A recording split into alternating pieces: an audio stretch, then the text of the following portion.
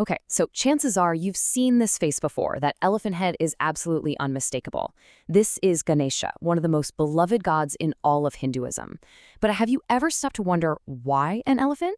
The story behind his unique form, well, it's not just some simple myth. It's this epic tale of a mother's love, a father's fury, and a cosmic crisis that came this close to ending the entire universe.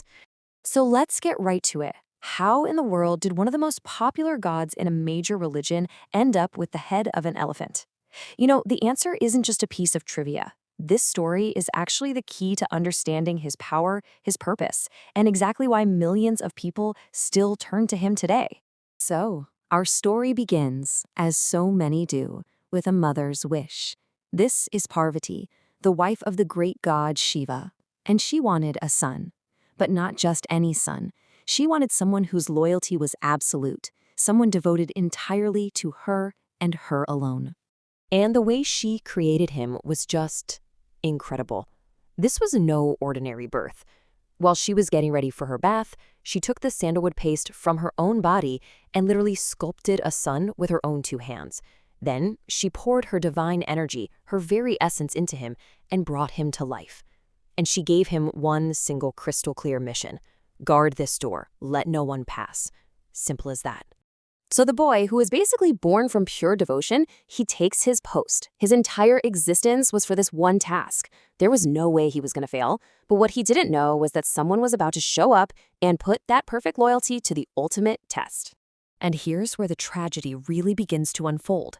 Because the visitor, it was Shiva, Parvati's husband, just coming back to his own home. But the boy didn't know that. How could he? He had just been created. All he saw was a stranger trying to get past him, trying to force him to break the one and only promise he was ever made to keep.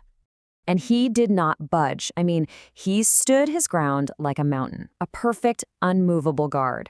It didn't matter who this person was or what he said, his mother's command was the only law in his world. Now, you gotta put yourself in Shiva's shoes for a second. You are the Lord of the universe. You come back to your own house, and some kid you've never seen before is physically blocking you, telling you that you can't come in. His confusion very quickly turned to frustration. But the boy, he just would not yield. And so you end up with this impossible situation. On one side, you have a son's perfect, unquestioning loyalty. And on the other, a god's absolute cosmic authority. It's the classic unstoppable force meets the immovable object. You just know something has to give. And when it did give, it was catastrophic. This clash of wills, this simple misunderstanding at a doorway, was about to explode into a moment of divine horror that would shake the very pillars of the universe. Shiva's patience just snapped. His divine anger boiled over, completely out of control. And in a single furious moment, he raised his legendary trident and severed the boy's head. Just like that. All the commotion brings Parvati out from her bath. And what she sees, it's just unthinkable. The beautiful son that she had just created, the living embodiment of her wish, was lying lifeless on the ground, killed by her own husband. The sorrow that hit her was instantaneous, and it was absolute. But you have to understand, we're not talking about human grief here.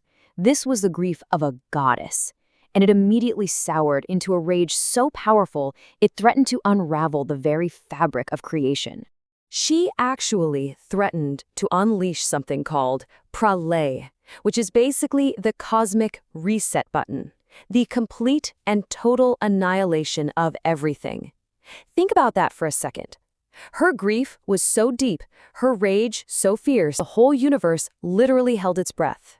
So, with total destruction hanging in the balance, a horrified Shiva finally realized the sheer scale of his mistake. He had to fix this.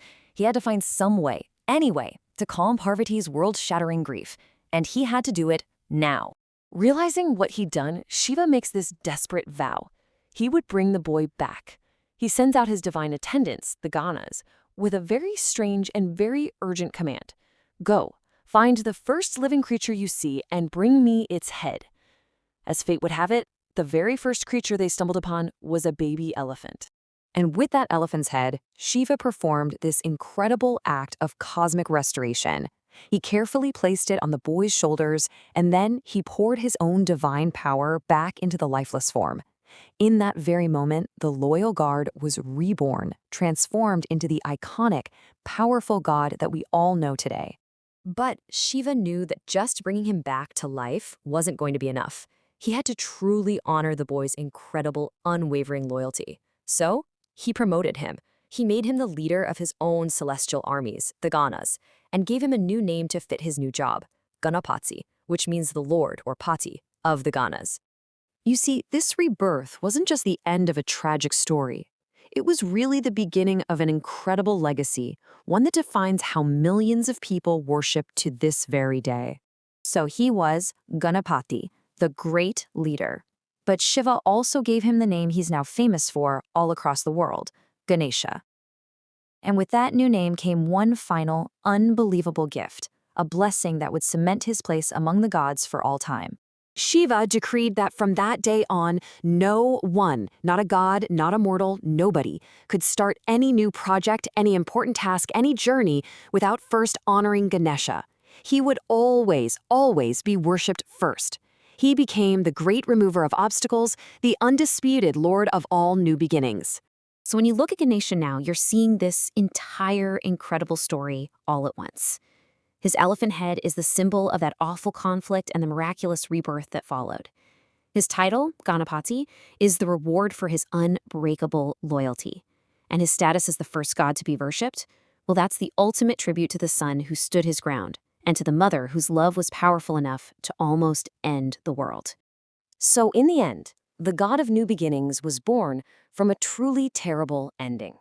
A story of fury, of grief, and of destruction gave birth to the very deity you pray to for a fresh start. It kind of makes you think, doesn't it?